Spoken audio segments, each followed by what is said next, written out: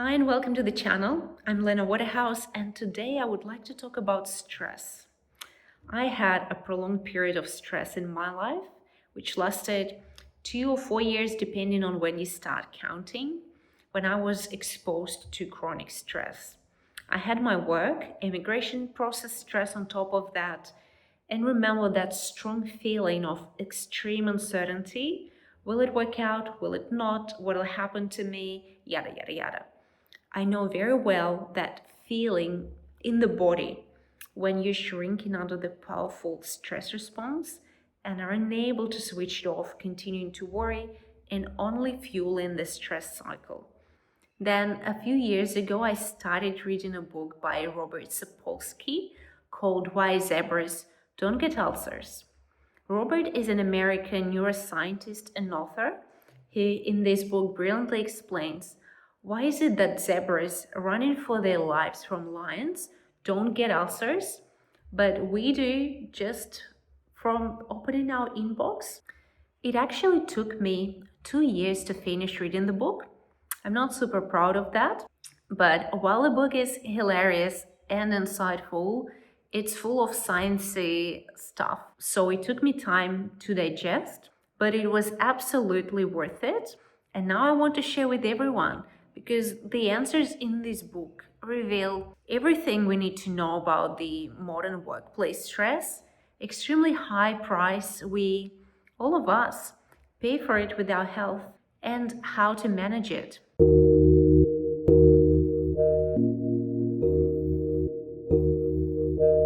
By the way, why zebras and why ulcers?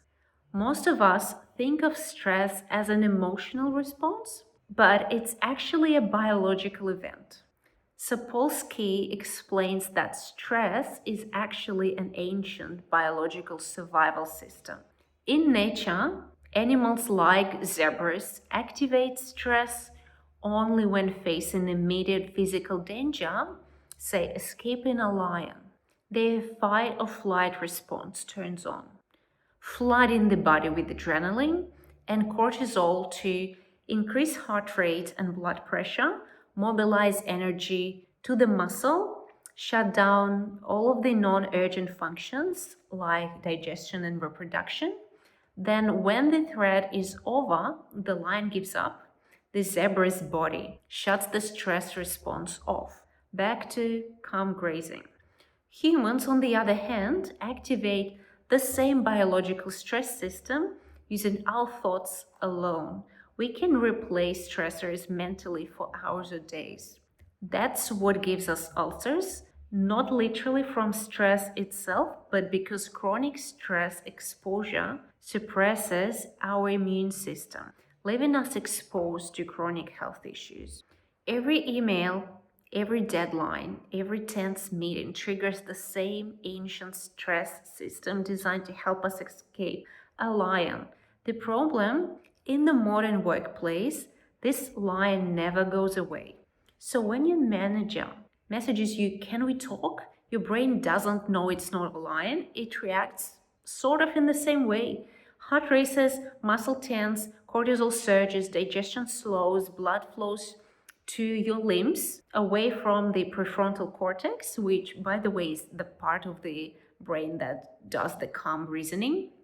I work in big consulting where deadlines, competition, and uncertainty are constant, where this system never gets to turn off. Sapolsky calls this chronic psychological stress, a mismatch between our ancient biology and our modern life. If you're an ambitious person, which I'm sure you are, then let's be real. If you want a top job, you will need to learn, teach your body how to be able to absorb stress in high stakes scenarios.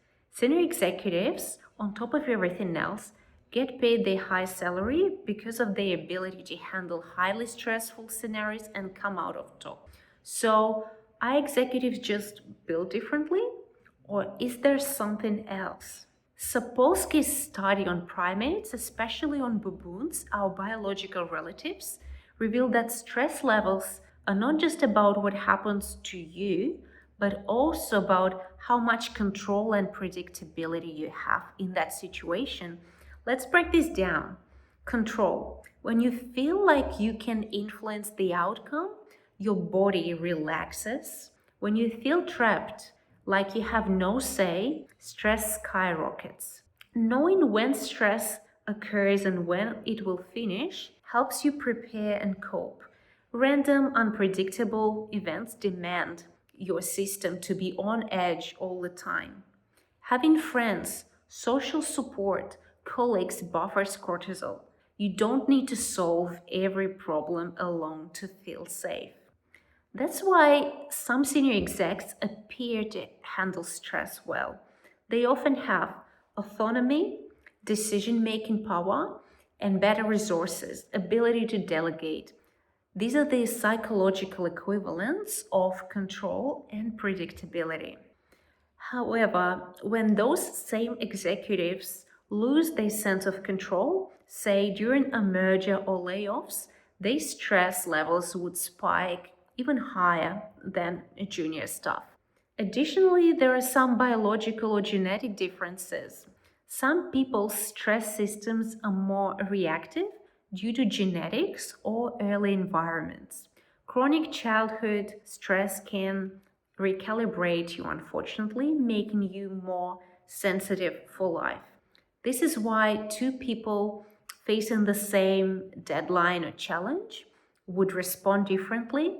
One feels pressure, another panic. Neuroscientist Bruce McEwen calls this allostatic load. Basically, the wear and tear the body experiences from repeated or prolonged chronic stress.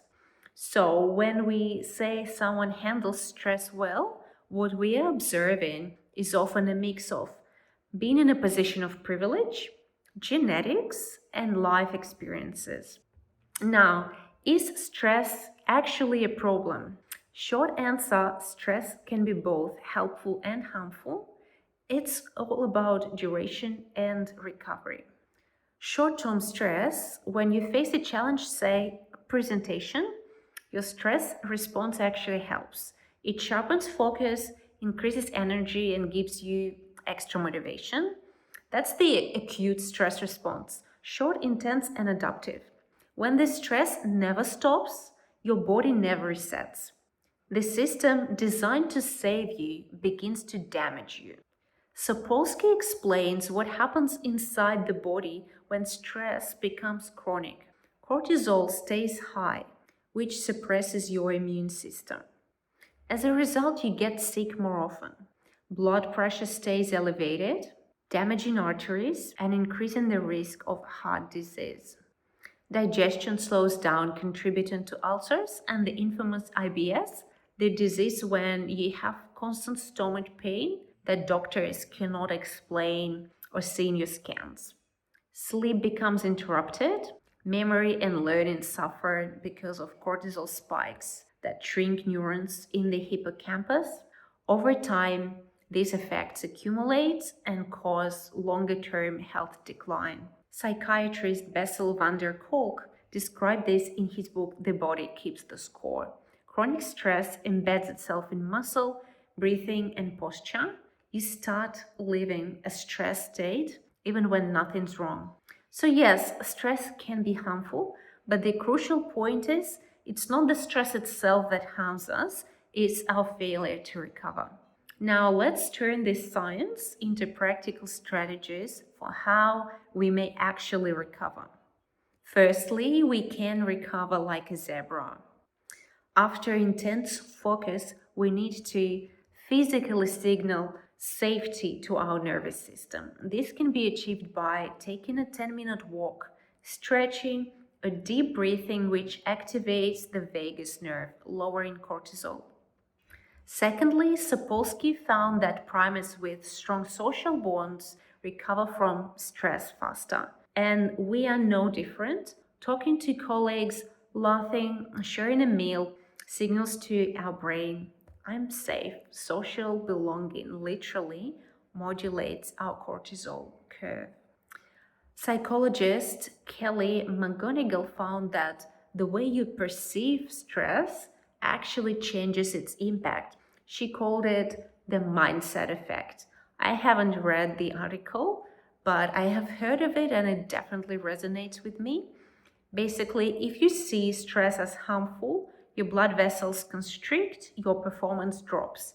But if you see it as your body's way of preparing you for a challenge, those same stress signals help you perform better and recover faster. So, next time when your heart races before a meeting, say to yourself, my body is helping me rise to the occasion. Ooh, I even felt better from just saying that. And by doing that, you turn fear into fuel. Now, in my last video, I discussed the concept of inner critic. Our inner critic often drives chronic workplace stress, the not good enough voice that turns any challenge into a threat. We need to catch it, name it, and replace it with a supportive tone. For example, I'm doing my best, this is enough for today. This activates the prefrontal cortex, reducing amygdala's activation. We'll link the full video in description. Another common but effective strategy is building in recovery windows into your day, whether you expect it to be stressful or not. By doing that, you will build a habit, and it's a healthy habit that over time prevents you from overloading with stress. Borrowing from sports psychology or from agile methodology, if you are someone who works in software development, alternate intense sprints with recovery blocks. For example, 50 minutes of work, 10 minutes break to go for a walk, stretch, or chat with a teammate. Finally, according to Stanford's Center for Compassion and Altruism, when people link their stress to meaning or service, stress markers actually drop. Instead of thinking, this is killing me, you can reframe it to say, this is hard, but it matters. Apparently, purpose regulates cortisol more powerfully than relaxation techniques alone. To sum up, zebras don't get ulcers because their stress ends when the chase ends. We get ulcers figuratively and literally because our minds keep chasing even when the threat is long gone. Stress isn't always bad, and the goal isn't to get rid of stress altogether, is to complete the stress cycle, just like a zebra. Move your body, breathe deeply, connect with people, rest and refrain. When you do, you tell your nervous system, the lion is gone, I'm safe. Thanks for watching, and if you like my work, leave a comment, like and subscribe. See you soon.